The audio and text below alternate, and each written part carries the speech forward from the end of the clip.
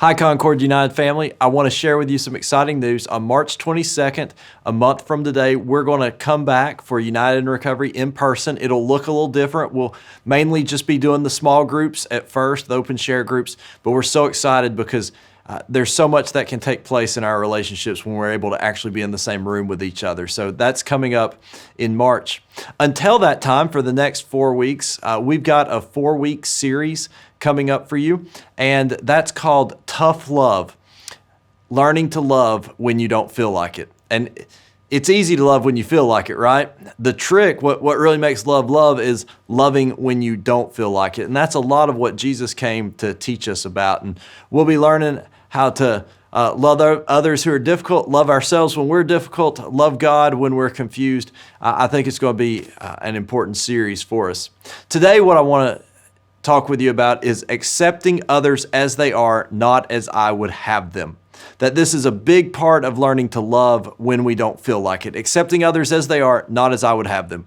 Last week, Ellie shared a beautiful reflection for us on the serenity prayer and how it can really help us stay steady and have a firm foundation in life, not get thrown off course too much. And you'll remember that great phrase in the serenity prayer that says, we take this world as it is, not as I would have it, that we learn that from Jesus, that we have to deal with reality, not just our make-believe of how we think the world should work.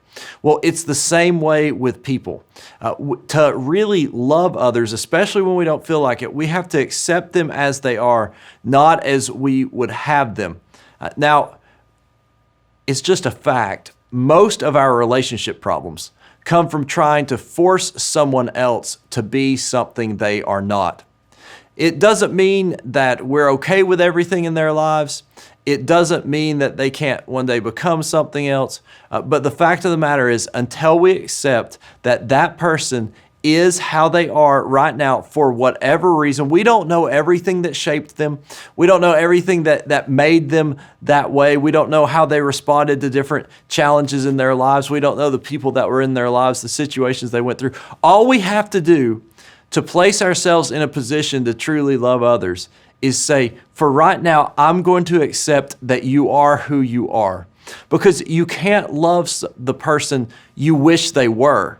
You have to love the person they are. That's how love works. And the folks who helped start AA really knew a lot about this. In the big book, they say it like this on page 417.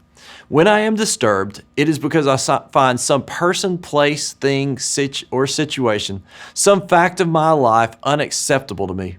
And I can find no serenity until I accept that person, place, thing, or situation as being exactly the way it is supposed to be at this moment. Again, not the way it's supposed to be forever, but the way it is at this moment. That's reality. And real love loves others in reality, not in the fantasy of how they should be inside our heads. We can see this in Jesus' life. Jesus loved people who didn't accept his teaching. He loved people who he knew were going down a path that wasn't the best for them. There's a great example in the Gospel of Mark, chapter 10, where Jesus meets a rich young man. And this young man's really trying hard to be good, but he's wrestling with a lot of arrogance, a lot of pride, a lot of ego, a lot of greed as well. And this is how the Gospel of Mark describes Jesus' interaction with him. Jesus, looking at him, loved him. Let's stop right there for a minute. Jesus, looking at him, loved him. When Jesus looked at somebody, it's not like us. When we look at somebody, we might look at them and think, oh, they look like they're in a good mood, or they look like they're in a bad mood. Oh, they look really cute and attractive, or they look kind of disheveled. But Jesus looks past the physical appearance into the spiritual core of a person. And for Jesus to look at him means that Jesus knew everything about him, and he loved him. He loved him as he was. So let's continue. Jesus, looking at him, loved him and said, you lack one thing. Go sell what you own and give the money to the poor, and you will have treasure in heaven. Then come follow me. When the young man heard this, he was shocked and went away grieving, for he had many possessions. And we infer from that story that he didn't really accept the offer Jesus gave. And sometimes we've had that sorrow in our lives. We know how recovery can be. And we know people we love who need recovery, and we've offered and we've said, come to a meeting with me, do a 12-step study with me. And they haven't. They've gone away. Jesus offered him what he needed to become the person he was created to be.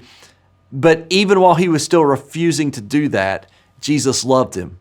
We've got to learn to love like that. And one of the things that can help us accept people as they are is by recognizing a basic truth about life. No one can change who they are, but everyone can change who they become, right? You can't change who you are today. True transformation doesn't take place that quickly, but you can begin today becoming someone different in the future. So how people are, we can't go back in time. We can't change that. They can't change that, but we can all be a part of allowing God to change and transform who we become. And it's this simple truth. Until you love someone for who they are, you can never help them become the person God created them to be. Until you love someone for who they are, you can never help them become the person God created them to be. So this first step in learning to love when we don't feel like it is simply loving the real person, not the idealized, fantasized version we have in our heads, not the person we pretend and we wish real hard they were, but learning to love the real person. Would you ask yourself, who are the real people I need to start loving as they are? Because, folks, as long as someone senses you don't really care about them as they are, they're not going to care a bit about who you wish they would become or who you think they should become. And ultimately, what matters isn't who I think they should become, who you think they should become. It's who God created them to become. And when we become people who others recognize, love them through thick and thin, when they're at their best and when they're at their worst, we then become people who can help them discover the person God created them to be. And in the process, we can discover the person God created us to be as well. I hope you'll share some in the open share groups tonight about this topic. I hope if you haven't been to an open share group before, I'd invite you to go to concordunited.org/recovery. You'll find a link there for the open share groups for men and for women. They're at 6:30 every Monday night, and those links will always work. But tonight, talk about who are the people you need to accept as they are so you can be a part of loving them into the person God created them to be. God bless you all. I hope to see you soon.